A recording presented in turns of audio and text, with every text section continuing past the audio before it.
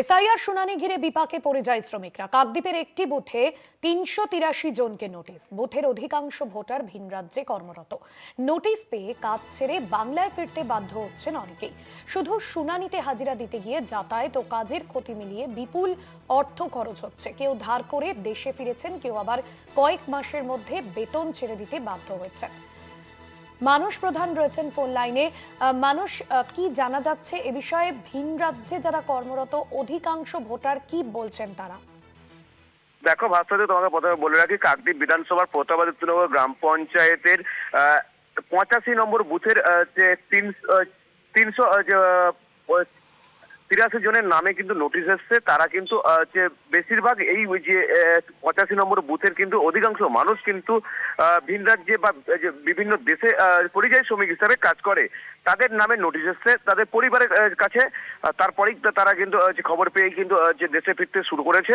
তার ইতিমধ্যে কিন্তু অনেকেই বাড়ি ফিরেছে। তবে যে কেউ 2 মাস, কেউ 3 মাসের টাকা কিন্তু যে বেতন ছেড়ে কিন্তু তারা কিন্তু যে বাড়িতে ফিরে এসেছে। শুধু এসআইআর প্রক্রিয়ায় গিয়ে যে নোটিশে পাওয়ার পরে কিন্তু যে ভেরিফিকেশন হবে সেই কারণে কিন্তু তারা এসছে। তারা যেটা জানাচ্ছে, তাদের কাছে ইন্টারন্যাশনাল পাসপোর্ট ও সব বিভিন্ন ডকুমেন্টস রয়েছে, তারপরেও কিন্তু তাদেরকে ডাকা হচ্ছে।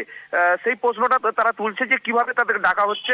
যারা এইখানে কাকদ্বীপ বিধানসভা যে বিভিন্ন জায়গায় কিন্তু বাংলাদেশ থেকে এসছে সরাসরি বসবাস করতে, তাদেরকে ডাকা হচ্ছে না, তাদেরকে ডাকা হচ্ছে, সেই নিয়ে কিন্তু প্রশ্ন তুলেছে। তবে এই নিয়ে কিন্তু রাজনীতির চর্চা শুরু হয়েছে। শাসক দলের পক্ষ থেকে জানানো হয়েছে এসআইআর নাম করে কিন্তু যে মানুষকে বিপাকে ফেলানো হচ্ছে। আর বিরোধীদের পক্ষ থেকে যে শাসক দলকে যে কটাক্ষ করতে ছাড়েন, কারণ যে এসআইআর করলেই যে শাসক দলের যে ভুতুরে ভোটার বা যে যারা ভোটার নয় তাদের কিন্তু রেখে দেওয়া হবে বলে সেরকমই মনে হচ্ছে যে সেই পরিকল্পনায় যেন এসআইআর করতে দিচ্ছে। তবে শাসক দলের পক্ষ থেকে আরেকটি জানানো হয়েছে যে এই যে এসআইআর প্রক্রিয়ায় হয়তো কিছুটা মানুষ বিপাকে পড়লেও কিন্তু আগামী দিনে স্বচ্ছ ভোটারগুলোই ভোট দেবে, এমনই বলে ভাস্বতী। একদমই, ধন্যবাদ জানাবো।